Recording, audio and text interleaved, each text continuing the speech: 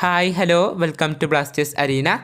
കേരള ബ്ലാസ്റ്റേഴ്സിൻ്റെ സ്പോർട്ടിംഗ് ഡയറക്ടറായ കരോലിസ് കിൻകിസ് കഴിഞ്ഞ കുറച്ച് വർഷമായി ക്ലബിനോടൊപ്പമുണ്ട്. മാത്രമല്ല ഒരുപാട് കാലത്തേക്ക് അദ്ദേഹത്തിന് കോൺട്രാക്റ്റ് അവശേഷിക്കുന്നുമുണ്ട്.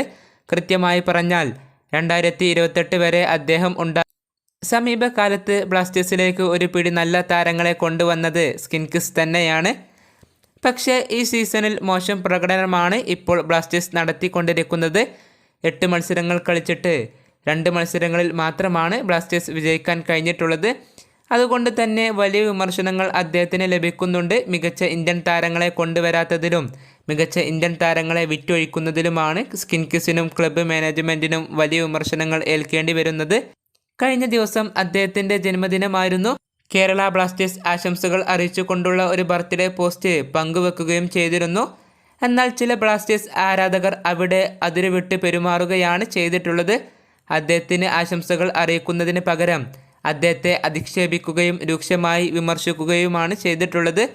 ചിലർ തെറിവിളികൾ പോലും നടത്തിയിട്ടുണ്ട്. എന്നാൽ ബ്ലാസ്റ്റേഴ്സ് ആരാധകരിലെ വലിയൊരു വിഭാഗം തന്നെ ഇതിനെതിരെ വിമർശനങ്ങൾ ഉന്നയിച്ചുകൊണ്ട് രംഗത്ത് വന്നിട്ടുണ്ട്. ഒരല്പമെങ്കിലും നിലവാരം നമ്മുടെ ആരാധകർ കാണിക്കേണ്ടതുണ്ട് എന്നാണ് ഒരു കൂട്ടം ബ്ലാസ്റ്റേഴ്സ് ആരാധകർ അഭിപ്രായപ്പെട്ടിട്ടുള്ളത്. ബർത്ത്ഡേ പോസ്റ്റിൽ പോയി അധിക്ഷേപിക്കുന്നതും തെറിവിളിക്കുന്നതുമൊക്കെ വളരെ മോശമായൊരു പ്രവൃത്തിയാണ് എന്നാണ് അവർ അഭിപ്രായപ്പെട്ടിട്ടുള്ളത്. ഏതായാലും ബ്ലാസ്റ്റേഴ്സ് ആരാധകരുടെ ഭാഗത്തു നിന്നുണ്ടായ തെറ്റിനെ ബ്ലാസ്റ്റേഴ്സ് ആരാധകർ തന്നെ തിരുത്തുന്നു എന്നത് പോസിറ്റീവായ കാര്യമാണ്. ഈ വീഡിയോയുടെ പൂർത്തിയാകുന്നു. പുതിയൊരു വീഡിയോയുമായി ബ്ലാസ്റ്റേഴ്സ് അരീന വീണ്ടും എത്താം.